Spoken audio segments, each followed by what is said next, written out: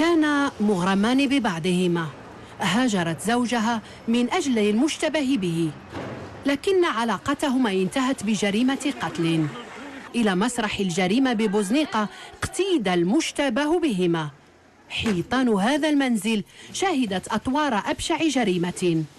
استدرج الضحية من أجل ممارسة الرذيلة، في حين كان الشريك متربصا ليجهز على الضحية بطعنات السكين.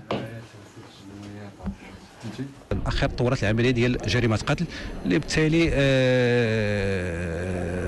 كان خصهم ضروري يتخلصوا من الجريمة من الجثة، وبالتالي حاولوا يبعدوا على المنطقة ديال مسرح الجريمة، وهذا تيفسر الانتقال ديالهم من مدينة بوزنيقة حتى لمدينة تمارا.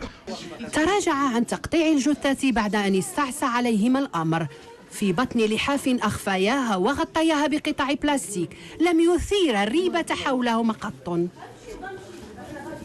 فاهما مع بعضياتهم، ما كنعرفوا عليهم زعما كيبغيو بعضياتهم، هذا الشيء اللي كنعرف عليهم أنا. ستأخذ الناقلة وجهتها نحو حي الوفاق بتمارا ليكون اللحاف المشؤوم من حظ بناء تركي.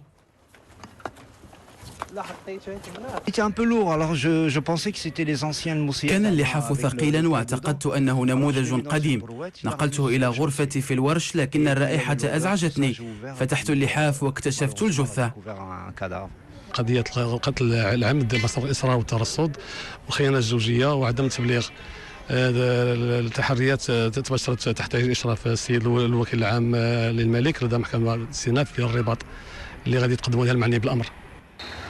فتنة الشرطة فكت لغز الجريمة في ظرف أسبوع، ووضعت حدا لحيرة وخشية السكان.